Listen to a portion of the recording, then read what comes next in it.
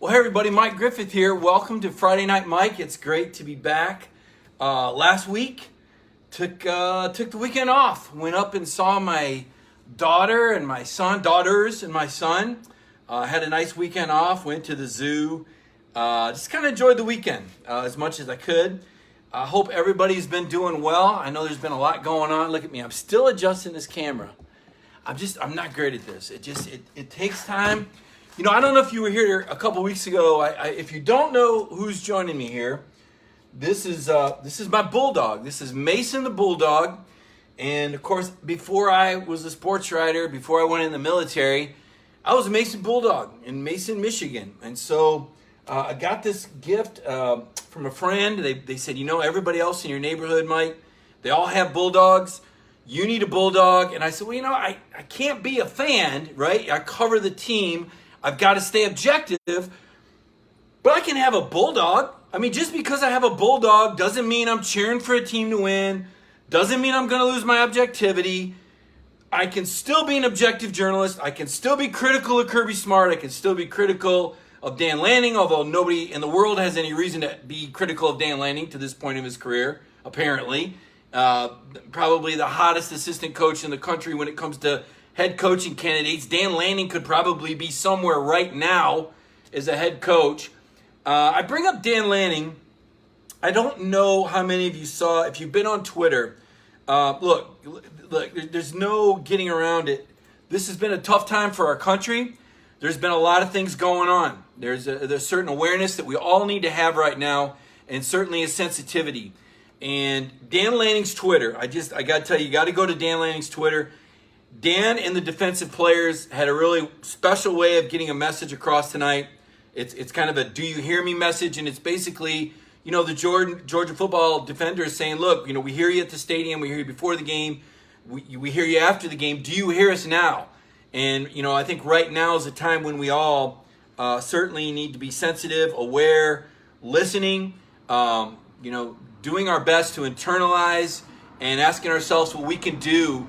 You know, to ensure that, you know, some of the issues that our country has had, you know, namely, you know, the equality, certainly the police brutality. I mean, there's terrible things that have happened that we're all dealing with, and that the message is out there for all of us to internalize. Again, I was, you know, for me, and I start out, you know, talking about this because I think it's important. I think it's important that this is not something that's just acknowledged or paid lip service to, that everyone, you know, sends their message on. And, you know, for me, I was a young guy when I went in the military, and I went into a culture like I'd never been in. There were people from Guam, there were people from Trinidad, there were people from Samoa, there were cities all over the country, you know, Chicago, Memphis, Washington, D.C., the guys I served with. You know, and there I was just, you know, from some small town in Michigan. And, you know, our differences when you're young, it was almost like you laughed about them. And you know, they kind of brought me in and said, look, you got to understand this, man. You got to get this, Griff. You're not getting it, you know. And but because we all had one mission when we served together, we all pulled one direction. We all understood what we were there for. We trained together. We ate together. You know, we slept in the same barracks out in the field together. We were airborne. We jumped together. And we knew that at some point, and I was very fortunate that I did not have to serve in wartime, but we were prepared to know that we could hit a drop zone anywhere in the world in 24 hours. And that guy next to you had your back, and you had his. And it was a team. And like I said, we all wore camouflage, you know, and that was then. You know, and so I graduate from that. I get out of the military. I go to college. You know, another different type of cultural experience. I go through 2 years of community college, and then I go through 2 years at a Big Ten school. So I kind of see all the spectrums there. And then I became a sports writer. And when you're a sports writer, you're dealing with people from all different backgrounds. I remember when I was in college, I would cover golf. I'd be out at the country club covering golf, and then I would be covering. 18 hours if you were in the 82nd Airborne. It was 24 back in the day, Mitchell. Maybe you guys had better airplanes, but in the C-130, we said 24. So they probably got better airplanes because I was in a long time ago. We had 141 Jets too, but for us, anyway. So, one day I'm covering the golf tournament one weekend. The next week I'm at the bowling alley. The next weekend I'm covering professional boxing. I'm down at Kronk Gym with the great Emmanuel Stewart. In Lansing, Michigan, they had a fighter by the name of Roger Turner. He was the welterweight champion of the world. And I'm covering Roger. And then I'm covering college teams, right? I covered little Detroit Lions, NFL locker rooms. I'll never forget meeting Deion Sanders. The coolest interview ever. I'll never forget it. I covered a Falcons, Detroit Lions preseason game. So somebody can look this up. It had to be 1990 or 91 or something like that. And the Lions beat the Falcons, and I go to the locker room, right? I'm the cub reporter. Like, this might have been my second or third NFL game ever. And maybe first or second. I don't know. I can't remember. Preseason. And I'm nervous because Deion Sanders is this huge star, right? And I can't wait, And I'm like, hey, Deion, hey, man, what'd you think about the loss? I mean, you guys came in here in the black uniforms, and then you lose a game like this. And he turns around and he goes, man, it's just a preseason game. It ain't like we lost the Super Bowl. And I'm like, oh, well, okay then. And what I found out about the NFL, the team, anytime, and I covered some regular season games, and I can think of other times I was in the lose, they didn't care as much. I hate to say that, but that was what struck me was, these guys don't seem to care a whole lot. Now, college football, different story, completely different story. And I could go into some stories on that. But my point is this. Even last year, a year ago at this time, or shortly before, I'm down in South Florida. I'm meeting Lawrence Cager in his apartment. It's cleaned out. He's getting ready to move out of Coral Gables. We're walking on the Miami campus together.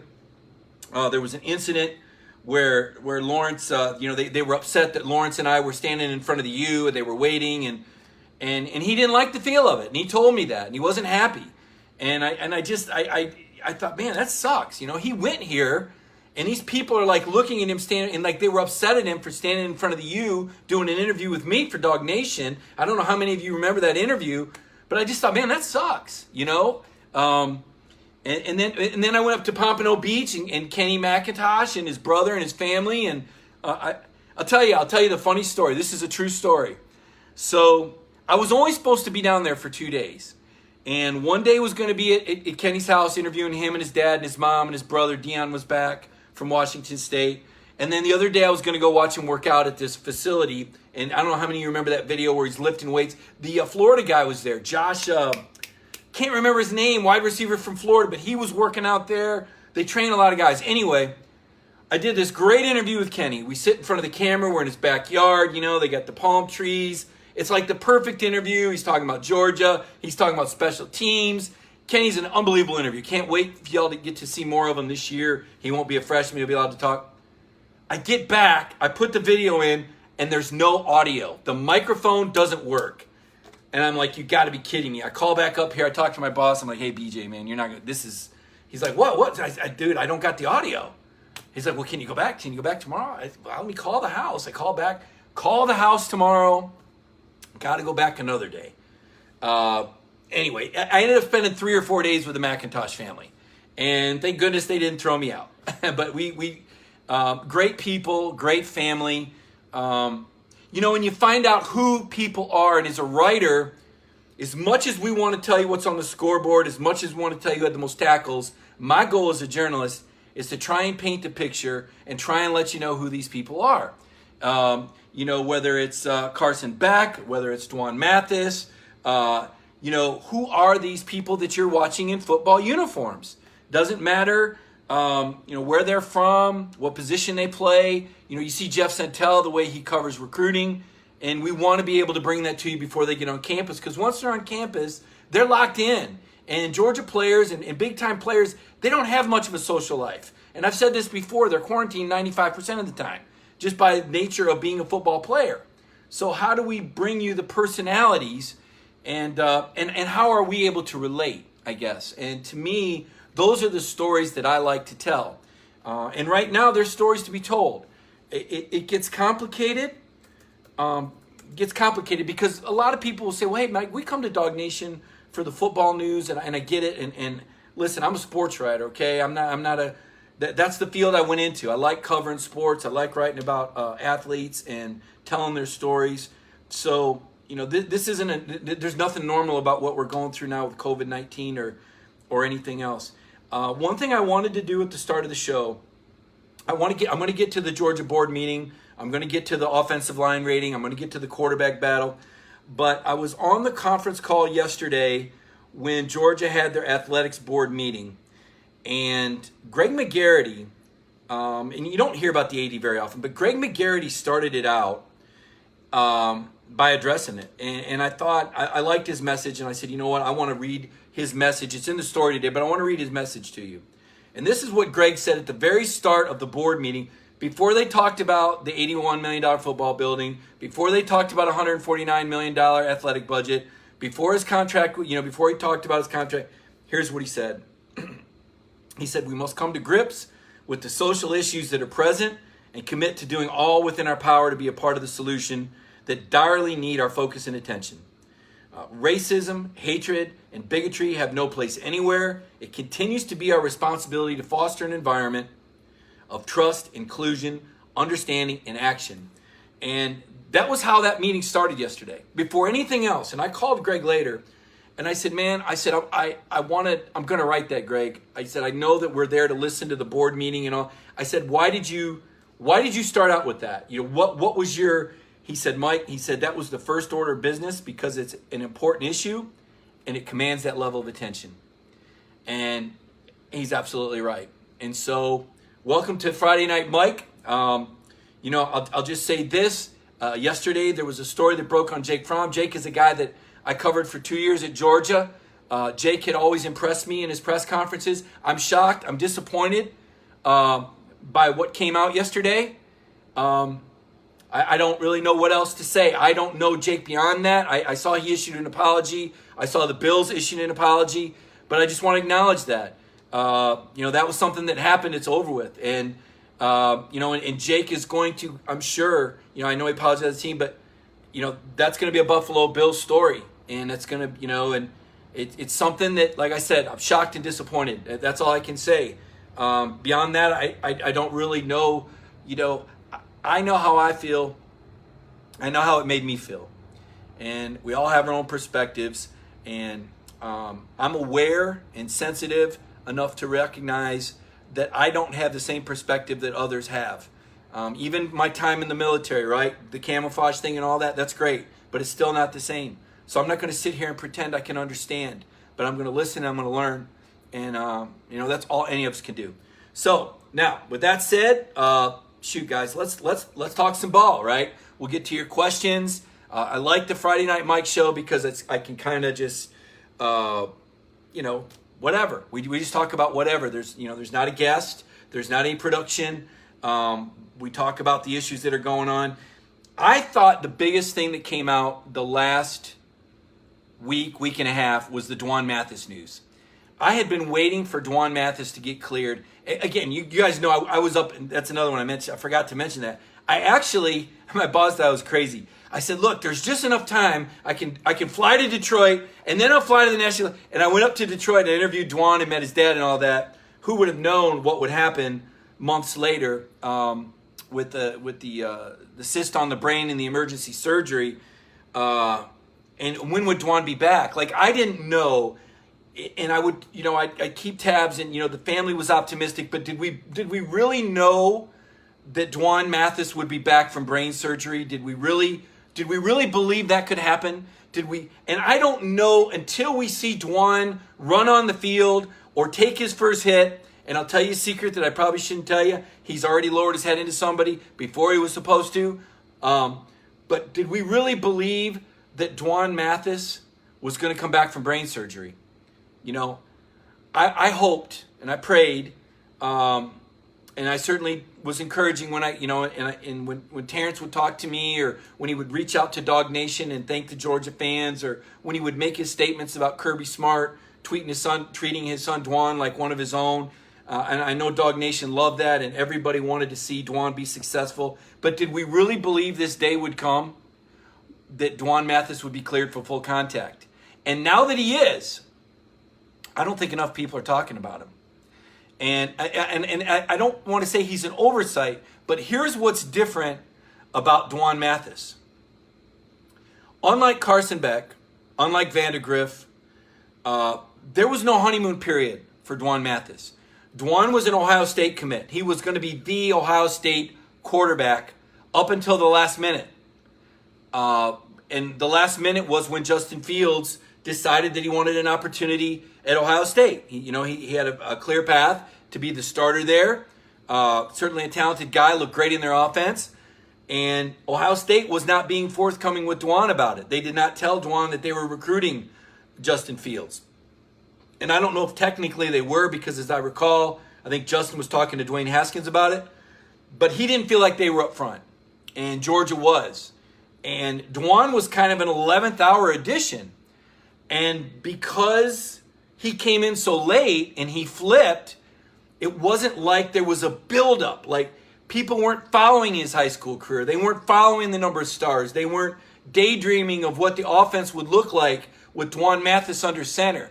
How many people right now know that Dwan is 6'6" and runs a 800-yard dash? How many people know that Dwan Mathis has the strongest arm on the team and can throw the ball 75 yards? Have I shared with you that talking to other parents of players that have worked out, Dwan Mathis threw the ball as well, if not better than anybody in the spring.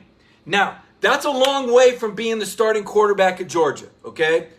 I think Jamie Newman is being brought in to win the job. I think Jamie Newman proved himself at Wake Forest last year. These numbers that you see are not a mirage. Jamie Newman had the second best deep ball rating. Jamie Newman had the second best tight window throw rating in the country to Joe Burrow. That's the only man that was better statistically on deep throws and type window throws than Jamie Newman was Joe Burrow. Okay, now, Jamie Newman had some good receivers. Don't just say Wake didn't have anybody. He did. He had very good receivers. But the last 5 games, his best 2 receivers were out. And his numbers fell off. And that's what, well, look what he did against Clemson. Well, look what he did the last 4. He was missing his top 2 receivers. And if anybody can understand that, it's Georgia fans. Because we saw what happened to Jake Fromm when Lawrence Cager went out. And if you didn't see it, I'm going to give you the number. 76% completion percentage with Lawrence Cager in the football game. 53% without Lawrence Cager in the football game. Having a dynamic receiver makes all the difference in the world. And I thought this, so I got another package. Somebody sent me something.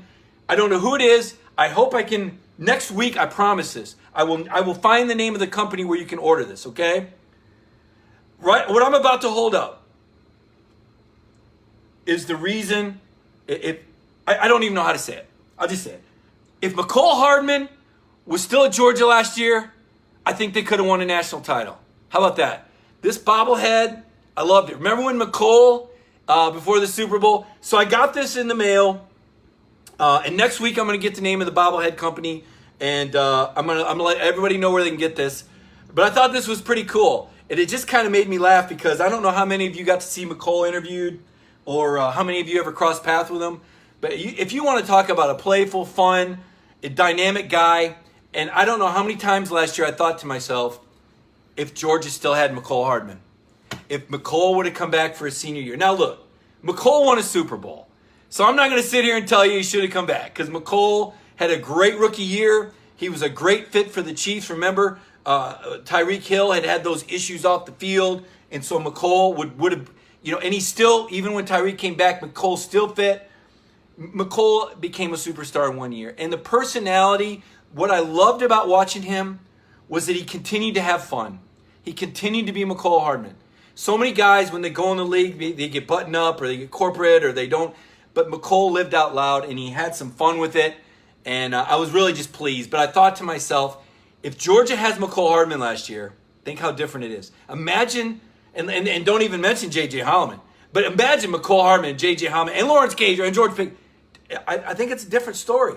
The stat that I love is that Georgia was undefeated when DeAndre Swift was in games that DeAndre Swift was healthy and they had less than 4 turnovers.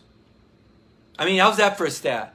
Georgia was undefeated in games that DeAndre Swift was healthy and that they had less than 4 turnovers in. I mean, you just see how close they are. Right? Georgia's just knocking on that door. Okay, so are they though? Are they though? Because now, Athlon's come out. And I love Athlon. Great magazine based in Nashville.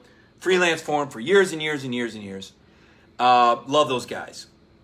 Somehow they've got Florida, ahead of Georgia? I don't know. Based on what? Okay, look, we know it's a weak argument. It's a weak argument because Georgia brings back 80% of the production on defense and 9 out of the 11 guys that started in the Sugar Bowl on defense. It's pretty much the same Florida offense without the running back and a couple receivers. So if Florida couldn't get in the end zone in 3 quarters last year, then why do we think they're going to get in the end zone this year? When Georgia brings back 80% of the production and 9 out of 11 starters on defense. It's like, do you not see this? So maybe Georgia's offense won't be as good, but will it? I don't know. Remember, that was a very good game for the Georgia offense. They were 12 of 18 on third down conversions. And what about this offense? So today, Cole Kubelik is a buddy of mine. Cole and I, when he used to host a radio show in Huntsville, before he became a big ESPN star, and I used to do his radio show in Huntsville with him. We would talk all the time. He used to play at Auburn, and, I get backstories. I love talking to former players like Cole Kubelik and the Eric Zayers and the Hudson Masons. And, these guys are talented on media, and they've got locker room stories, very good stuff. But we got to be good friends, and so I still work with Cole. I still do a lot with Cole. So anytime he puts something out like he did today, he'll kind of shoot me a text like, hey, I just did this. So I don't know, it's 1 o'clock. And if you're looking at Dog Nation, we got a story up on the football building and the progress that they're making. And I'll talk about that a little later. But Cole sends me this at 1 o'clock, and I'm kind of working ahead on some projects. And I'm like, Cole, these ratings are cool. I need some quotes. Give me some ideas. Who do you think the best Georgia linemen are? Why is Georgia ranked where they are? What do you think about Matt Luke? And, boom, he does it. I know he's on the radio, and he's doing this while he's on the radio. But anyway, so we got the story up. Does Georgia have the 4th best offensive line in the SEC? On the front end, you go, well, they did lose 2 first-round picks. Isaiah Wilson and Andrew Thomas was number 4. And then Solomon McKinley got drafted in the 4th round. So you lose 3 starting offensive linemen. So I can see where from the outside looking in. Now Cole is not just from the outside looking. He's an expert.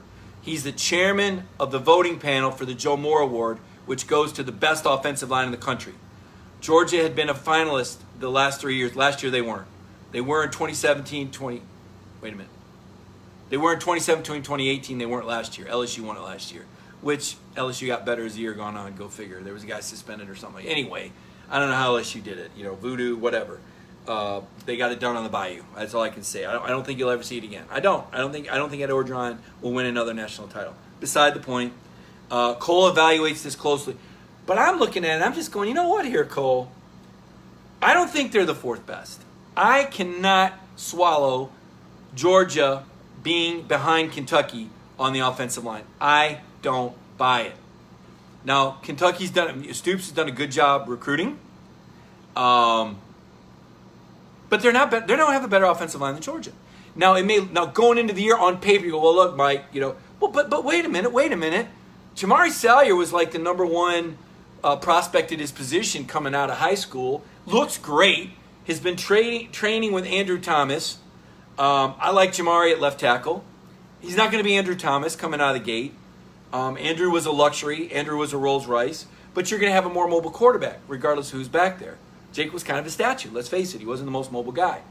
Left guard, Justin Schaefer. Remember when Solomon went down against Notre Dame? They plugged in Justin Schaefer. I thought Justin Schaefer played well. Now, he ended up having the neck injury. You remember he was wearing the neck brace still at Sugar. But Kirby called him out for working hard in spring drills. And you know what it's like trying to get a compliment out of Kirby Smart. Good luck. So the fact that Justin Schaefer had a good offseason, I feel good about it. I'm a big Solomon McKinley fan. I think Solomon's a great player. I think he's underrated. He went 4th round. Some people, even his agent, said, I didn't know he'd go that high. I said, I did, because he's He's a cool guy, and I think he's a great blocker, and he's got the right temperament. So, okay, they're going to... All right, I hate to say fall off. Every time I say this, I get burned by it, but I don't expect Jamari Salyer to be as effective as Andrew Thomas. I don't expect Justin Schaefer to be as good as a healthy Solomon Kinley, but Solomon Kinley wasn't healthy last year. So, no drop-off at left guard. Improved play at left guard. Solomon was not healthy. Trey Hill's back at center. I think he'll be better. Right guard, question mark. Ben Cleveland, where are you? You know, suspended for the bowl game because of grades, I guess his dad said. I don't know. Is Big Ben coming back? He can be so good. I see cool pictures on Instagram. He's swimming in the lake. I'm sure he's lifting weights. We'll find out soon. Monday. Starts Monday, right? So, don't know about Big Ben. Erickson played well there in the Sugar Bowl. Is he going to be the guy? Is he going to go out to tackle? And remember what Solomon Kinley told us? When Solomon crashed the cover four, he kind of threw that curveball at us and said Notori Johnson might be at right tackle. A lot of I haven't even talked about Broderick Jones. I haven't even talked about Tate Ratledge. I haven't even talked about Clay Webb, Warren McClendon. I haven't talked so many more guys. But can we ask them to be as good as the Great Wall was last year? At their best, probably not. But when was the Great Wall at their best? Remember, there were 6 different starting lineups in the first 7 games. They never really got healthy and together. There was never really... And I like Matt Luke, and I like what they're doing. They're going to be a little bit more mobile. I'm not going to say they're not going to be big and strong. They will. But I think that there's a movement for the offensive line to get a little bit more athletic and maybe a little less jumbo. Because I see the offense spreading out a little bit. So, number 1, Cole has Alabama's offensive line ranked number 1. Can't argue with that. Number 2, he's got Tennessee. I don't know. Trey Smith is a great athlete. I covered Trey, got to know him well. He overcame a blood clot condition. Don't know how many of you know that. But he's an absolute monster of a player. He's an incredible young man. I spoke at a rally tonight in Knoxville, as a matter of fact. He is absolutely the alpha. Are they going to be better than Georgia on the offensive line? Well, they better be, because Georgia's got an unbelievable defensive line. We're not even talking about that yet. But Kentucky, I can't do it. I just can't believe. And Florida was 5th. Florida was the 5th line. So that's how they rank. Now, let's talk about the quarterback situation. My takeaway on that, this is Kirby being Kirby. And guys, I've told you, Kirby, guys and gals, Kirby is going to do every possible thing in the rule book that he can do to win a championship. Every great player that he can bring to campus, he's bringing. Anything he can do to improve his football program, anything he can do to take another step towards a national title, Kirby Smart's going to do it. And if JT wants to come along and get in this Kirby quarterback derby, bring it. And if somebody wants to leave because they don't want the competition, see you later. Because this is how Georgia's rolling right now. This is where Georgia's at right now. They are the envy of the league. People are going, you got to be, Tennessee is just, you got to be kidding. Tennessee's dying for JT Daniels. Couldn't get a sniff. Michigan with Jim Harbaugh. Sorry, Tom Crean. He's his brother-in-law. Jim Harbaugh, Michigan. 112,000 in blue and maize and cool helmets. They can't get a sniff. This guy wants to come to Georgia, where you've already got Jamie Newman coming, where you've already got Carson Beck, who I'm understanding is working out with NFL quarterbacks and looking every bit as good as them, where you've already got Dwan Mathis ready to turn into a Walt Disney World story with his comeback from brain surgery, and gosh only knows what's ahead of Dwan because of all the battles that he's fought and all the adversity that he's already overcome. And then you got Vandergriff waiting in the wings. And JT Daniel, he said, you know what, guys? I was a 5-star too. He was ranked behind Justin Fields and Trevor Lawrence in that quarterback class. And here's what you need to know. He started college when he should have been starting his senior year in high school. So last year is when he was truly a true freshman. and he suffered the torn ACL and the meniscus in the opener. But in that opener, he's like 28 of 34 for 215 yards in the first half. And you guys might have saw the show I did with Ryan Young, a buddy of mine that covers USC for Rivals out there. And we talked about it, and he believes that JT could have had the year that Keaton Slovis had last year, if not for the knee. Now, is he going to be eligible? I don't know. I don't know if he's going to be eligible. He's going to have to appeal for eligibility. I know that. But what if he is eligible? He was coming off a knee. I talked to Hudson Mason about this. Hudson watched his film. I like Hudson. I think he does a great job with 680 The Fan.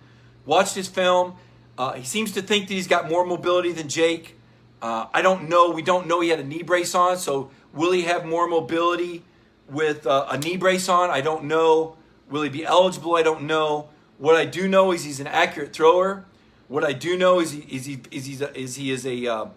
got a good football IQ. He's going to give you the pre-snap read. He's not going to make a lot of mistakes. What direction is the offense going? I don't know, and Kirby Smart doesn't know. A week ago when we joined Kirby, it's hard to believe all this has happened in a week. A week ago when we joined Kirby, and we were talking to Kirby about how it's going to be. What's the new normal look like? So let me tell you what he said about the offense first. He said they don't know how much they're going to have to restrict it. He said they're still learning the capacity that different players have for plays. I mean, things are going to happen fast once these coaches are around the players again. Now, remember, they got 8 hours a week with them that they can conference and Zoom call. So I don't know who's doing what on Zoom. I don't know who's impressing. I don't know who's not impressing. I don't know that. What I do know is that Georgia added JT Daniels and that he has a chance to be eligible this year. What would be the argument? I'm not sure. Is COVID-19 a factor? Is it the fact that he lost it almost entirely last year with the injury? Is it the fact that there's a different offensive coordinator there than when he signed? I don't know what holds water, what holds weight. We don't have the one-time transfer right now. It's purely a guessing game. But would a guy travel across the country to sit for a year? That, to me, makes me think that they believe he's going to be eligible. I mean, look, Georgia's a great place. I've told you, I like living here. Mason likes living here. But I don't know if I'd have moved here and sat out a year as a sports writer. Mike, you're going to move there, and in 1 year you can cover Georgia, but for a year you're just going to have to sit at your house and watch it on TV, and you can't. No, man, you got to be kidding me. I got to be in the action. I got to be talking to people. I got to be learning. I got to be experiencing. I'm a football writer. That's what I do. What am I going to do if I'm not a football? I don't even know that. Don't even ask me. People say, well, what would you do if you hadn't got? I have no idea. This is just what I've always done, okay? No idea. So, now, what the new normal looks like. So, no, Frank, if they paid me, I still would not have sat home and watched games. You got to have the experience, man. In life is, we only get to do this one time. And for those of you who missed the show, that's why it's so important we get all this stuff right. That's why it's so important that we're all on the same page. It's why it's so important that we're all standing up for the same things and the things in our society that we should all have, that people deserve, okay? Because we only get to do this once. We don't get a do-over. I don't get to go. I know there's a lot of guys right now, just like me, when you think back to high school and you think back when you played sports, and if you knew then what you know now, how much better of an athlete would you have been in high school? I am so pissed off at myself that I did not work harder, that I did not listen to my coaches more, and that I did not I reached over the goal line with the football against Holt, and they did not give me the touchdown, and I still wake up some nights upset about it. I was a fullback, so I didn't get the ball inside the 5. I block. That's right. Every now and then I get a tough yard, and then we get near the goal line, and I got to throw the lead block for the tailback. Man, that's junk. So my touchdown I'm still mad. So, right? So we only get to do it once. You only get to go to college once. You only get to have your job once. Hopefully you only get married once. You only get to raise your children once. Let me tell you, that pains me as an empty nester. I go see my kids. I'm still trying to get them to come back and live with me. My oldest daughter's married, but my 26-year-old daughter, my 23-year-old son, please come and live. No, Dad, sorry. I'm not cool. I lost the cool a long time ago. I wish I could do it again, guys. You know, and so every day I remind myself of that. I can only do this once. I can only write this story once. I've got a lot of okay, so I'm gonna get personal here. This show's kind of like a release for me. Okay, so thank you for being here tonight. It's been an emotional week. I had a good friend that passed away about a week ago. He was a writer for the Los Angeles Times. His name was Chris Dufresne, and Chris was 62 years old, and he had an aneurysm. He was an incredibly talented guy. When I would go to the national championship game, he was a guy that I'd huddle with. He was a guy that I looked up to. He was a mentor. He was every year we have this. We go to the national title game and we have a past president's dinner. I was a president of the Football Writers Association in 2007. I think Chris was president. I want to say in like maybe 2012 or 13. But all the presidents go to this dinner. It's kind of like Sean Alexander comes too. Sean Alexander, I do an award. I don't know if I've talked about this before. I do the freshman All-American team. I started that in 2001, and I've got a panel of voters for that. And 3 years ago, I started the Sean Alexander Award that goes to the best freshman player in the country. And Sean is kind of a part of our panel for the freshman team, and so he gets an invite to the past president's dinner. But anyway, so that's how the week started. Was a friend of mine. I'm not going to see him again. And it made me take inventory of what was important in my life. And then the events unfolded, and we all took inventory. Hopefully we all took inventory. Hopefully you took inventory. Hopefully you asked what it meant to you, and how you can make it better. And then Pat Dye passed away, and then Johnny Majors passed away. And I called Gene Stallings, and I know I've talked about Coach Stallings on here to you all before. You're probably sick of hearing me talk about Coach Stallings and how he broke me in as a young sports writer when I was covering Alabama in the 90s. It's a different Alabama then than it is now, I can tell you that. And I did a story with Coach Stallings talking about Coach Dye and Coach Majors. He was hired to beat these guys in 1990, and he did. And they were friends. Him and Johnny Majors would go have dinner together in Nashville when they were recruiting in the 1960s. What a simpler time when coaches had time to sit down and be friends and in the off season and go on trips. And Pat Dye and Gene Stallings at Alabama Auburn, hey, they were hunting together out in Montana with Coach Goff last fall, Ray Goff.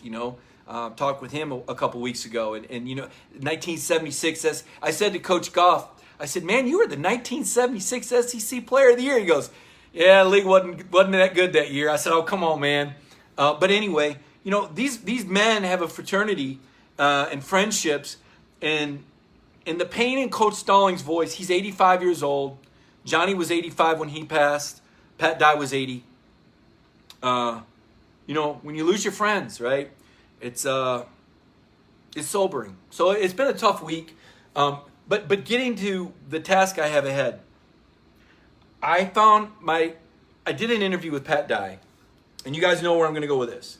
I was working on a story about Jacksonville, right? And what does Pat Dye think about Georgia, Florida, and Jacksonville? Because Pat played for the Dogs. He was a 2-time All-American and played in Jacksonville. He's in the Jacksonville Hall of Fame. He's in that game's Hall of Fame. And yet he was at Auburn when Auburn moved the Iron Bowl out of Birmingham. And that's how the interview started. I've got 41 minutes of Pat Dye on tape. And he talks about some things that blew my mind. We talked about Georgia not getting a fair shake in the college football playoff. We talked about, are you man enough? And I can't wait to tell you his story on that. So I called David Housel, who was his PR guy, and I called Pat Dye Jr., his son, in the last 2 days. And I said, listen, I want to do these stories on Coach Dye. He's a Georgia legend, but I want to make sure that I put this in the proper context, and I want to make sure that the family feels good about me putting Coach Dye's words out there after he's passed away. And his son, Pat Dye Jr., said, Mike, this is what Dad would have wanted. He was a colorful guy. He loved the game. And I'm going to write those stories. And so I need to work anytime you write anything, you want to get it right. But especially now. This is almost a tribute to the man. But it's all a reminder. It's all a reminder that you only get to do this once. And look, nobody's going to be perfect. People are going to make mistakes, okay? But don't make a mistake out of error or out of a lack of judgment or a lack of effort, okay? Don't make those mistakes. Those are things you can control. Your character and your effort. And that's been going through my mind this week. And like I said, I was off last weekend. I'd scheduled some vacation time to see my kids. They still live in Knoxville. They're 4 hours away. I don't get to see them a lot. They understand why I'm here. They understand I've got a passion for this. They understand I like covering Georgia.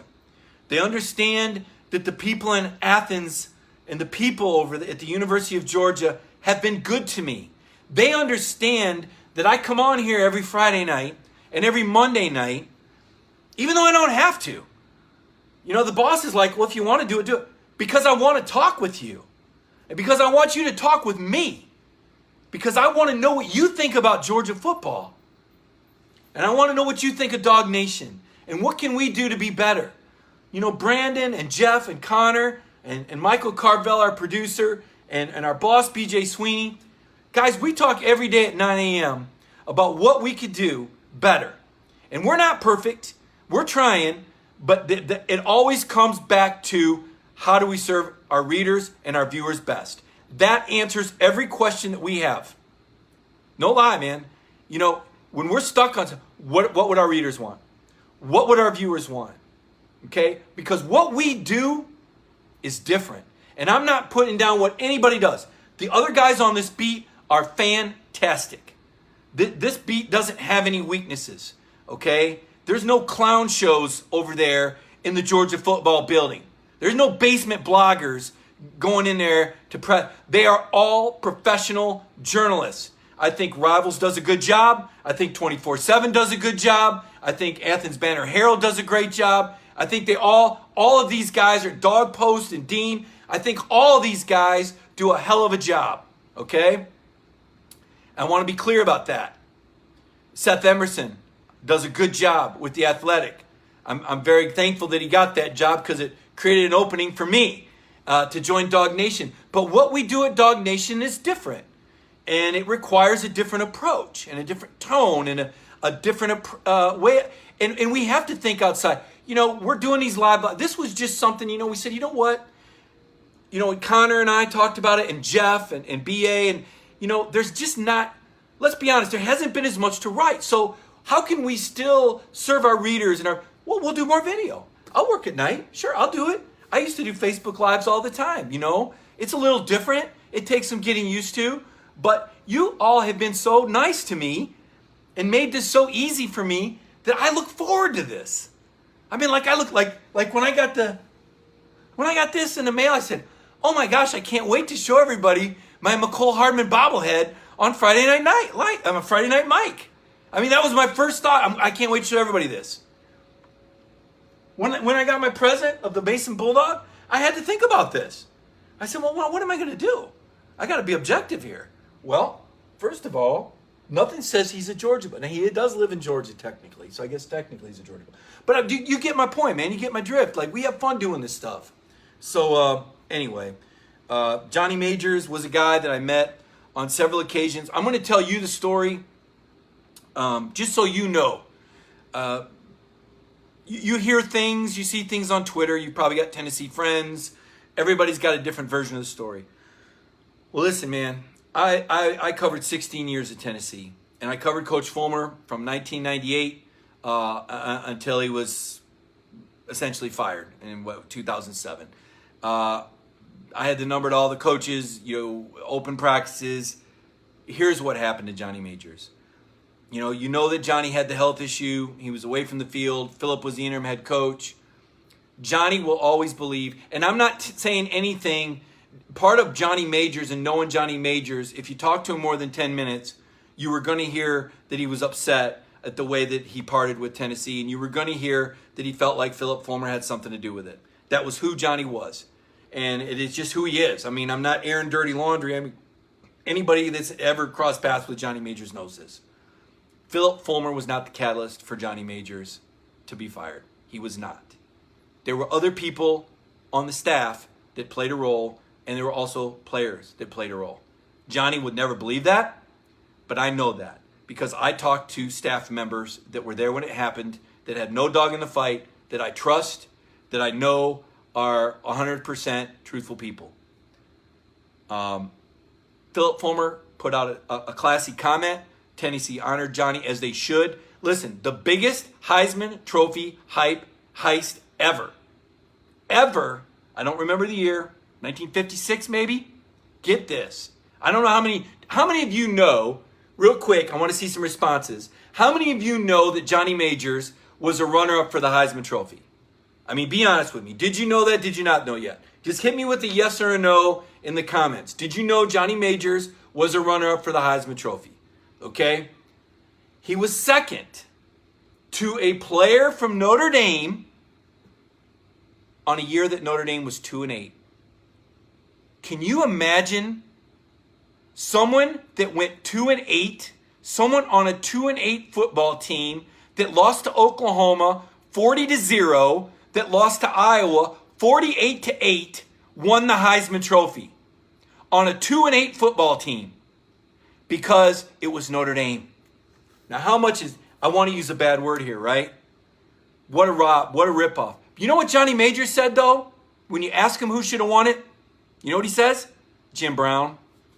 Jim Brown was 4th or 5th in the Heisman voting that year. That was Johnny Majors.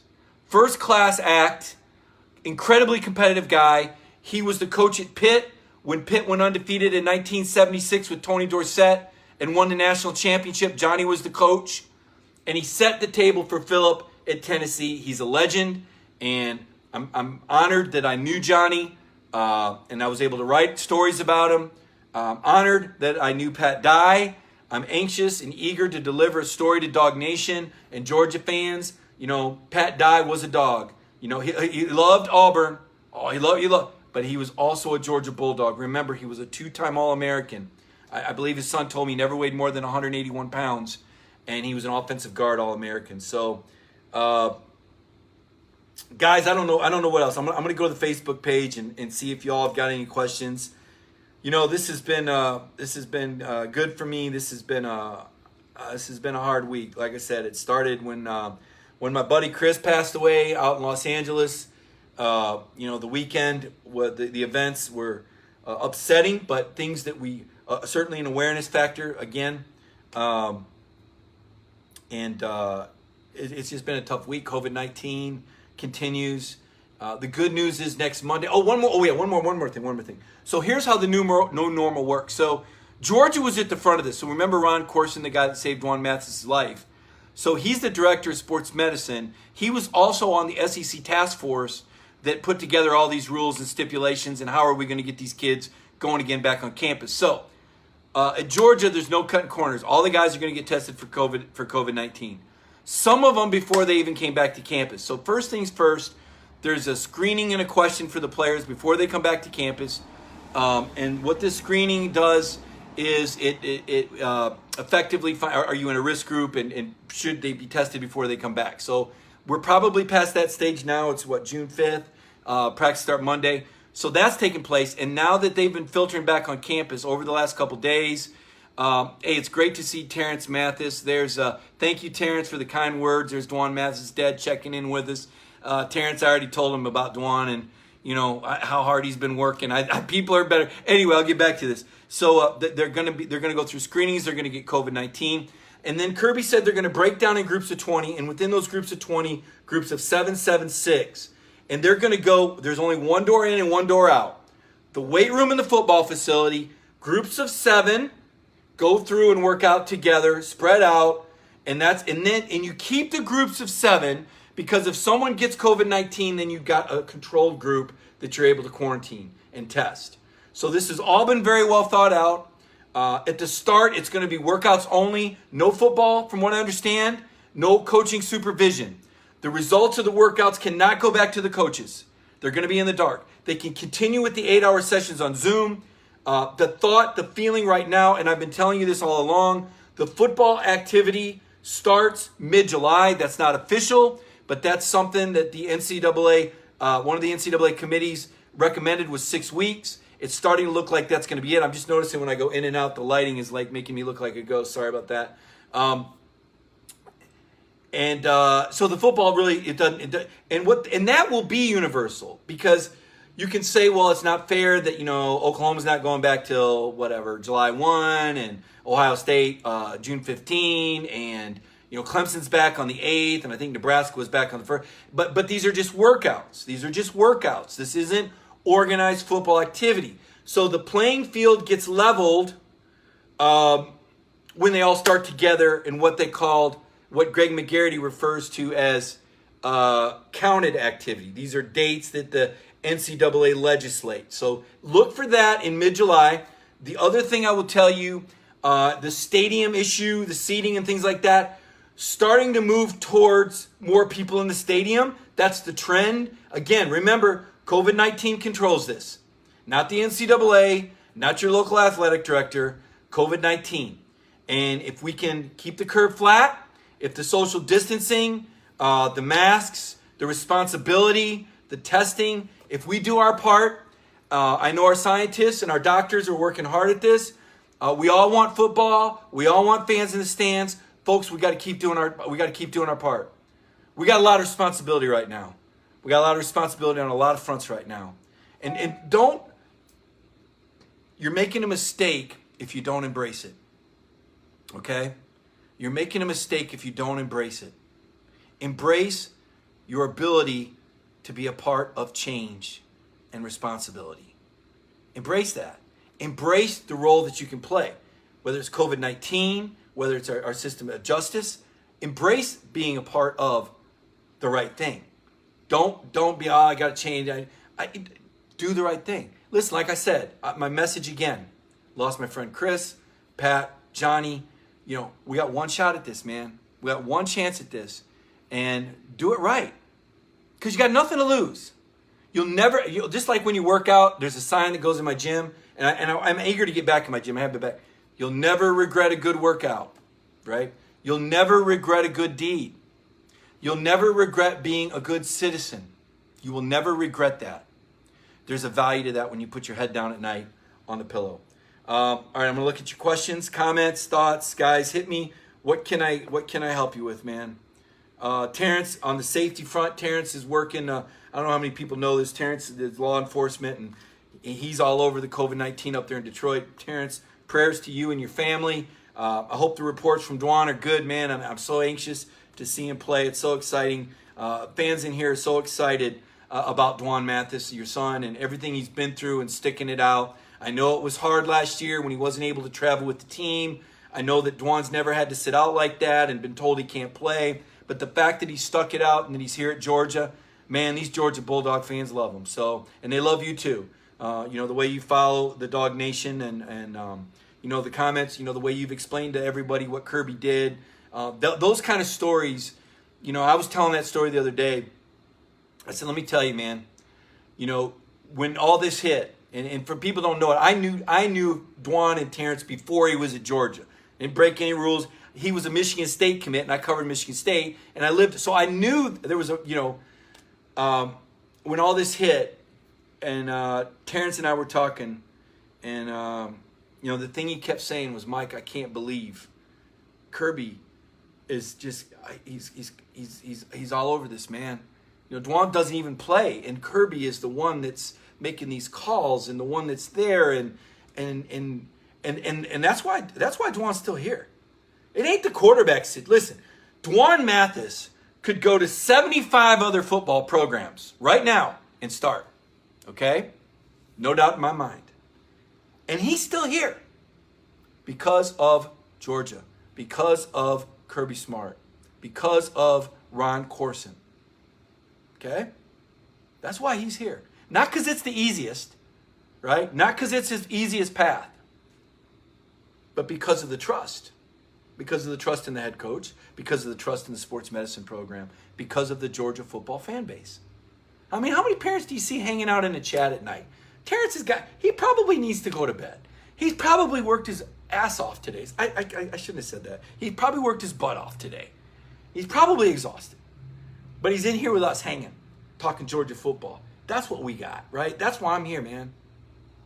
That's why I'm here. That's why this program is special. I believe they're on the verge of something special. Now, they got to get a little lucky. They got to keep guys healthy. You saw last year with LSU. Joe Burrow stays healthy. There were plenty of times he got broken in half. Those three receivers stay healthy. Clyde Edwards-Helaire stay healthy. The offensive line actually gets guys back and gets healthier. They play teams at the right time. It took a little luck. The year before, Clemson. I don't want to say they were lucky, but that North Carolina game, 2-point conversion and they lose. I don't know if they get in the playoff. Tua, not healthy when he could a healthy Tua? What if he doesn't throw a pick six? Was Clemson a little lucky? Hey, look, they make their own breaks. You guys know I know Dabo Swinney personally. Covered him at Bama. I think he's a great person. I really do. I think Dabo's a good guy. I think he's done a very good job at Clemson. But you got to get a little lucky. The year before, I'm going to say it again. And everybody gets mad when I say it. Not Georgia fans, but Alabama. They should not have been in the playoff. It was four best. It was four best. They were one of the four best. But there is something fundamentally wrong with the fact that Georgia had to play in the SEC championship game and Alabama essentially didn't have to play. They got like a bye, right? And then Georgia had to fly out to Los Angeles, across the country, 5 hours. And Alabama got to go down to New Orleans and play a watered-down Clemson team. Now, how does that work? Alabama had an easier road, and they didn't even play. And then, if you're going to tell me four best, this is where I get wound up again. Georgia was four best in 2018 when they lost to Alabama by a touchdown. Oklahoma was not better than them, okay? So, look, I've said it so many times. You guys probably get tired of me saying it, but I get talking about it, and because I don't like revisionist history. I don't like people telling me, recreating history and saying, blah, blah, blah, blah, blah. And I'll be like, no, that's not how it was. Because what happens now is people want to remember things in a convenient fashion instead of how it really was. And I'm not one, I don't let that slide. All right? I could give you plenty of examples, but I won't because we're talking Georgia tonight. Joel Moody says, Cole must not have watched us roll over a highly rated Baylor defense in the Sugar Bowl. I'm pretty confident in Jamari Salyer, Justin Schaefer, Hill, and Cleveland. The right tackle is my biggest concern. I think that's a good take. I'm going to give that a like, right? Ping. Reply from Mike. Good take. I like to go back through these messages. I'm going to do it live. It's really exciting here. Scott Weber, go back and watch the Baylor game. It's telling how the line will do in 2020. That Baylor line was good. They did set a school record with, I think they were the first Baylor line that had like 40 sacks in a season. And they have two against Georgia, but I think they were both, I know one of them was on Cade Mays. So that's interesting. What other comments we got tonight, guys? Philip, Kyle Gibbs. Everybody's talking about the Baylor game. Yeah. That's most relevant. Let me go with newest. So if you're commenting now, I can see what you got for me. If you've got questions, answers, thoughts. A lot of people commenting on JP, John Paul, from my friend John Paul from Athens. He does know about the offensive line. Cole is a very good analyst. He played it all line. I don't think he knows about. I don't think he's sold on Jamari Salyer. Like we have seen. Thanks for that, Mike Guy. It was Mike Gay. It was 2 sacks on Cade. We've seen how hard Jamari's worked in the offseason. Remember about a month ago, I was calling him out, going, I'm not so sure that Jamari looks. And you know what? Boom. He started hitting it with Andrew Thomas. He looks great. So if you missed the start of the show, I was talking about the importance of understanding the people that are beneath the helmets. in sports, in the athletes, covering the London Olympics. Who were those people? Michael Phelps, Davis Tarwater, LeBron James. I had a chance to interview, because what you see on the court I hope most of you watched the Jordan special. That's kind of maybe the best example that I could give you, is that they're real people, and that's why this is on our sports front. This is why this is an awareness. And again, if you missed the start, go to Dan Lanning's Twitter account and watch the Twitter that Dan did with the defensive players. It was really moving, and it really, I thought it hit home. Let's see here. What else we got here? And Brandon Futch, I hope I said your name right. He says, I hope they take more than a step back. The last few times they've been all hyped up to be the biggest and best O-line, they've gone out there and got stalemated by Division II schools. Brandon, now come on, man. Come on, that's my come on, man. They didn't get stalemated, Brandon. Now here's another Brandon Delgado. They've not been keeping up with our recruiting on the O-line. I'm with Brandon Delgado on that. I think they're underestimating preseason hype. What else we got, guys? Graham Crosby. Well, Graham, why do you print the guard? Well, first of all, again, Cole Kubelik, you might have missed when I told you this. Cole's my friend. I've known him a long time. I think he does a great job with ESPN. There's not many guys that pay attention to the offensive line. Most of the time we're breaking down quarterbacks or receivers or cool, blitz schemes. Cole is an expert on the line, and I appreciate that there's somebody that follows it that closely. So, you take the good with the bad, but you put it out there to discuss. Hey, here's somebody else's opinion, and then you see me kind of give my opinion. So, it's just a conversation, right? And kind of like what we're doing tonight. We're discussing it, and discussions are good, and it's okay to disagree. You want to learn, you want to hear what the other guy's got to say. You want to get a perspective. That's as important across the board on everything. What else we got here? Al is calling out Cade Mays and says that Cade's going to blow some blitzes on the UT line. That's pretty funny. Chris is joking. The outrage of this, predicting that other teams will have something better than Georgia. You're right, Chris. How dare they predict that somebody will be better than a Georgia line that lost 3 guys to I'm not outraged by that.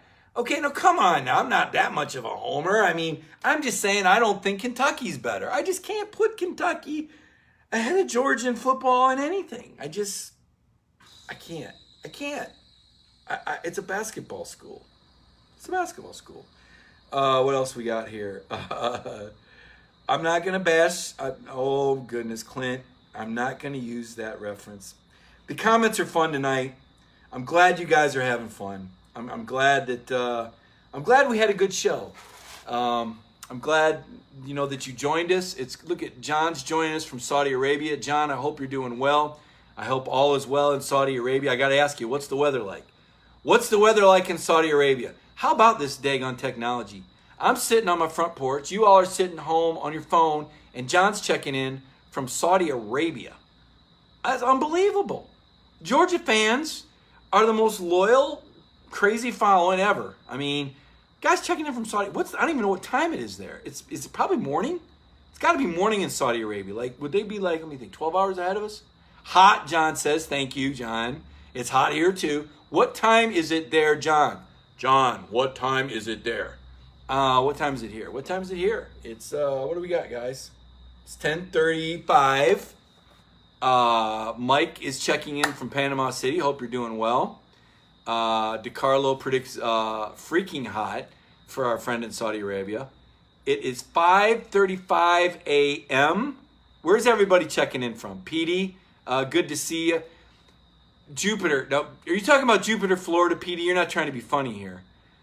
We got a dog in Gainesville? Oh, this is good. What do we got here? Philip Jordan Wells. Philip, good to see you, man. Haven't seen Philip in a while. Philip wasn't here 2 weeks ago. Philip is like the guy that always kind of hits you with the comment. Like you'll say something and Philip will kind of give you the remark that's kind of like, He hasn't done that to me tonight yet. Thank you, Philip. I'm sure there were plenty of opportunities, and you passed on it. Gainesville, Georgia for Bobby Jones. There we go. Right up the road. Chris right up the road in Gainesville. We got a Forest, Virginia. How's Virginia doing? Chris Fagan. Where are they at with COVID-19? I don't know that Virginia. I should know when Virginia's going back to practice and starting their workouts.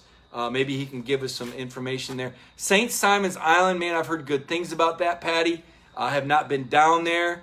Cartersville, Georgia. Mitch, is it Mitchell? You got to start keeping them dogs in Cartersville. Isn't that where Trevor Lawrence and the point guard from Kentucky, it's like a pipeline out of Georgia in Cartersville, right? Like the Cartersville people, they have to stay in Georgia. College Park. Hey, all right, Philip. Been over in that neck of the woods, right by the airport. Calhoun for Trey. And White House, Tennessee. Isn't that over there by Memphis, Teresa? Isn't that where White House is, somewhere over there? Wrightsville, Georgia. Not sure I've been there, Danny. I'm still learning Georgia. I've driven all over the South. This area, I worked in Mobile. Remember the story?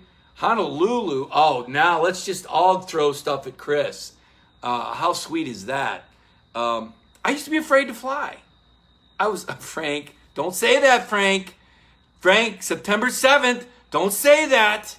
I think, and Petey's asking me, I think it's going to be competitive early. Why do I think it's going to be competitive early? Kirby being Kirby. Not going to take chances. Knows he's got the best defense in the country. Going to play field position. Going to wait for Virginia to turn the ball over. Ashton Hagens, thanks for the name. Cartersville basketball player got away. Frank continues to repeat Virginia has a team. I think it's going to be close early. I really do. And I think Kirby's going to be careful with his offense with a brand new quarterback. And he's going to want to make sure they move the ball, they punt, they get field position because he knows he has the best defense. Tim Hope, Oxford. I used to live in Jacksonville, Alabama, right up the road. Look at Terrence checking in from the Motor City. Terrence Mathis, how about that? Keith checking in. We got a Gator fan in here? Do we have a Gator fan in here? Who let the Gator fan in here? Well, you know what? This is a friendly room. If you want to come in here as a Gator fan, we welcome you.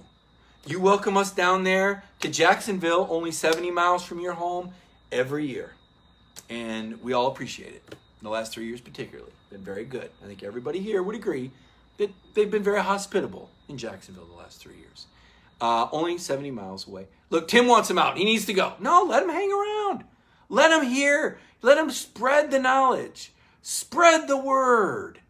Understand why Georgia's going to beat Florida for a fourth straight year. So when you talk to the Florida fans, your fellow Florida fans, you go, I was hanging out in a Georgia chat room the other night, and Mike Griffith was talking to these Georgia fans and telling them that they were going to beat Florida and that they were going to beat Virginia, but it would be close early. And he said that the offensive line was better than Kentucky. It is. By the way, Florida was ranked 5th on offensive lines.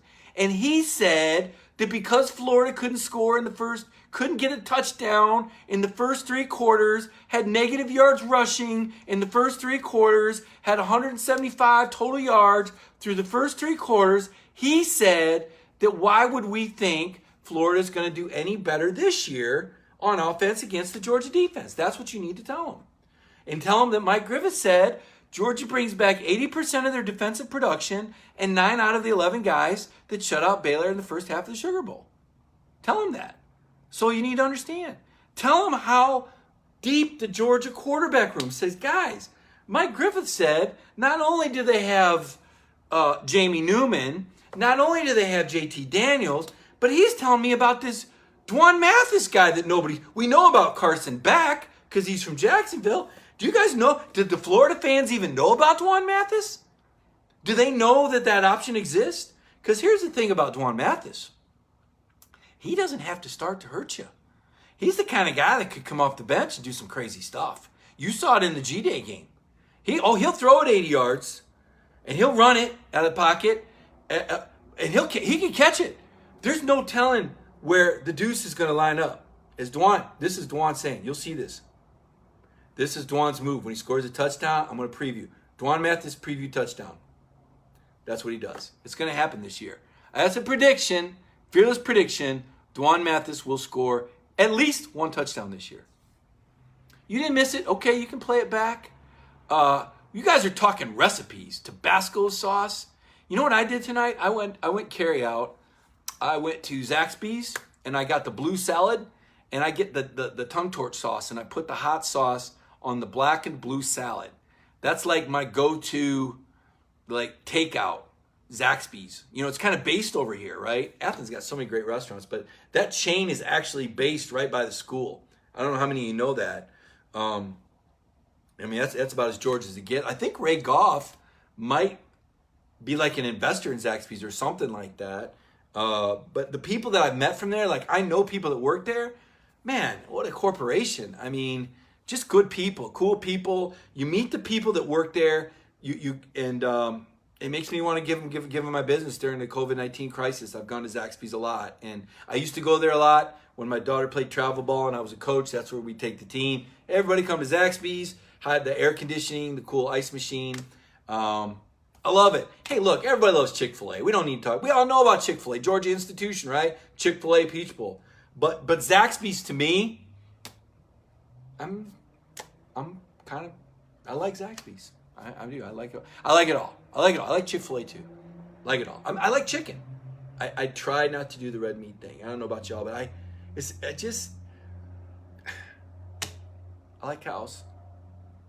I like cows. I pulled over. If you follow me on Instagram, okay? MGriff32. I got some pictures of cows on there. Sometimes I'll just pull over. They'll be out grazing. It's cool, you know, the trees, the sun, the farms. I kind of like that. Oh, look at Mitchell's calling out the varsity. Good stuff. Brian with some local knowledge there on Ray Golf. Jermaine King with the Burger King, where you can have it your way.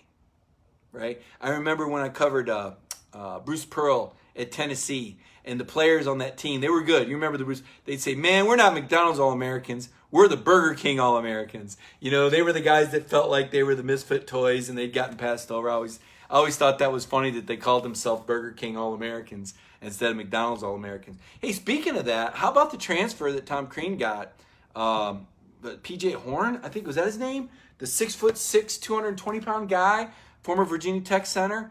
Nice graduate transfer. The Dogs are going to be, they're growing up fast. They got 3 grad transfers now, and they got 2 junior college transfers. So before all that, Ty Fagan coming back as a junior was going to be the oldest player on the team. I think he was the only junior. No more players left over from the Mark Fox era. Not sure what that means, but there isn't. So Tom Crean has got a whole new start. Had a good talk with him. I don't know if you guys saw I got a confession. I probably shouldn't say, I'm not going to say it about Waffle House. I don't do breakfast, so there's why. I'm sure it's really good, but I don't do breakfast, so there you go. And when it gets to this point of the night, when I start talking about waffles and Burger King, I probably ought to go to bed. But I love talking to you guys. I love sharing my thoughts and my feelings. Thank you for letting me share my thoughts and recognize my friend Chris and share my thoughts on what, you know. Look, everybody's got to internalize right now, okay? Gut check time. You know right from wrong. And we all got to get on the same page, and we all got to recognize we're going in the same direction as a society. And remember my message about the one-time thing, right? We got one time to do it. You got one time to do it. You know, do it right. Do your best. You don't ever want to look back and say you didn't try hard enough. You don't ever want to look back and say you did the wrong thing. So that's kind of my thing, right? My little saying, right? Mike's little key to life. One final story. So it was about 13 years ago. Going through a tough time, right? Personal crisis, whatever. And I'm sitting in Newark, New Jersey. I was covering the the Tennessee basketball team, and they'd actually lost to Rick Barnes the night before. He was at Texas. And they'd beaten, who was it, New Mexico State, or maybe they beat West Virginia. They beat West Virginia, and then they lost to a Texas team that was really good. They had DJ Augustine. They beat Kevin Durant the year before. But the next day I got a flight out of Newark, New Jersey.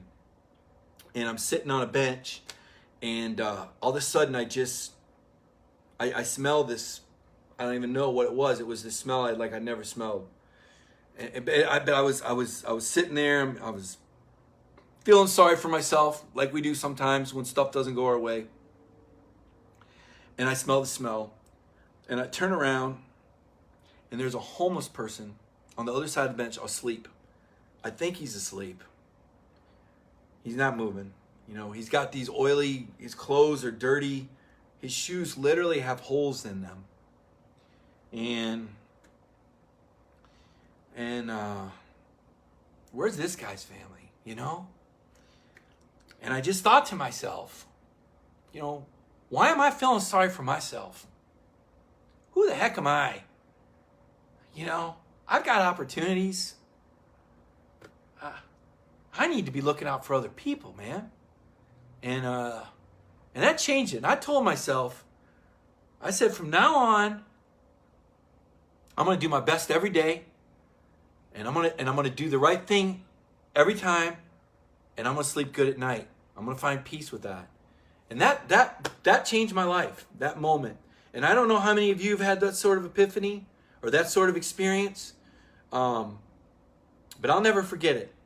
And I reflect on that. When things get tough, when things get hard, I just remind myself I've got an opportunity and I need to make the most of it, and I need to do the right things. And that's what I'm going to leave you with tonight, man. Do the right things, folks. Make the most of your opportunities. Thank you so much for joining me. I'll be back on Monday night. Everybody have a safe, peaceful weekend, and can't wait to see you again. Thanks a lot for joining me on Friday Night Mike.